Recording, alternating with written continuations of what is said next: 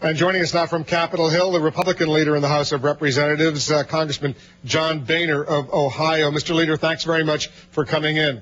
Wolf, it's good to be with you. If a Democratic congressman had shouted out, screamed out, "You lie" to President Bush during a joint session of Congress, would you have wanted some sort of disciplinary action to go forward in the House of Representatives? Well, I think if such an occasion occurred and that particular member called the White House and apologized, and the president accepted his apology, that would be the end of it. And I think that's the appropriate process to occur here. As you know, a lot of Democrats are still very upset, including Congressman Henry Johnson, Democrat of Georgia, who said this earlier today. It instigated more racist sentiment, feeling that it's okay. You don't have to bury it now. You can bring it out, talk about it fully. And so I guess we'll probably have folks putting on white hoods and white uniforms again and riding through the countryside, intimidating people. Wow, that's a pretty strong statement from a Democratic congressman. It sure is.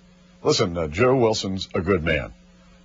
He said that his comment was inappropriate. That's why he called the White House, why he apologized. And I'm thankful that the president accepted his apology. But this tactic on the floor today is nothing more than a diversion so that they don't have to talk about their government-run health care plan. I just think we ought to be talking about what the American people sent us here to do, and that's to solve the issues they're concerned about, things like the economy, things like jobs, and fixes to our health care system that don't replace our current system with this big government-run plan. Let's talk about health care.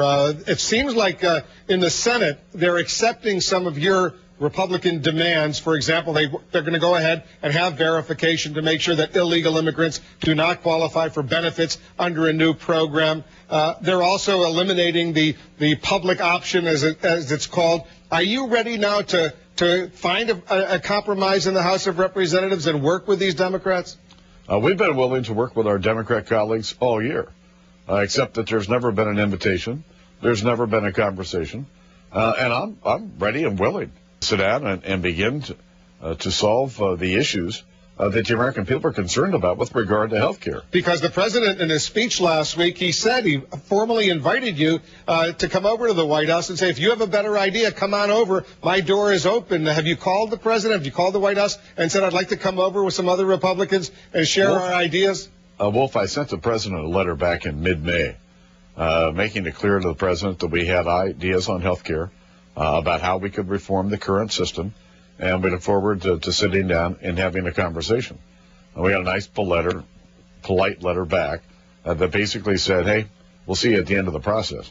And so our door has always been open. It's going to remain open because at the end of the day, the American people want this to be done in a bipartisan way that addresses the current problems as they see them. So let me just be precise. If they're watching at the White House right now and they say, you know what, maybe that's a good idea, we'll invite Congressman Boehner and his Republican leadership over to the White House. You're ready to go over there and talk to the president and start negotiating? Absolutely.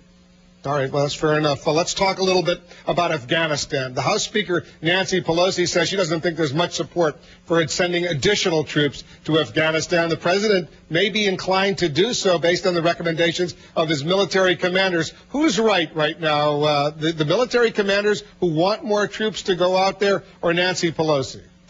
Listen, I've said from the beginning that the president and the Congress ought to listen to the commanders on the ground and our diplomats and listen to their recommendations. They're the people who are there. And I just believe that walking away from Afghanistan would be a giant mistake for our country. And therefore, I'm willing to listen to what General McChrystal has to offer, our diplomats there. And I hope the president does as well. I've supported the president's initiatives both in Iraq and in Afghanistan. And I'm hopeful that the president will continue to listen to these people on the ground as he comes to a decision. How worried are you that public opinion seems to be turning against the war in Afghanistan? In our new CNN Opinion Research Corporation poll, 39% favor the U.S. war in Afghanistan, 58% oppose. No, and I understand most Americans have real concerns. I've got real concerns. But I can tell you this. If we walk away from Afghanistan, we're going to cede that country to the Taliban and their colleagues in al-Qaeda, where they'll have safe haven. They'll have an opportunity to train, to organize more attacks against Americans here and abroad. We cannot afford to let that happen. As you remember, back in 1994, the first midterm elections, when Bill Clinton was president, the Republicans took the majority in the House and the Senate in those midterm elections. What are the chances after next year's midterm elections, John Boehner will be Speaker of the House? Well, Wolf, we're just going to take this one day at a time. As long as we continue to stand up for those principles that we believe in, fight those issues that we don't believe in, and continue to offer the American people what we think are better solutions, I think we'll do just fine in the next election. Mr. Leader, thanks very much for coming in. Thank you. I would be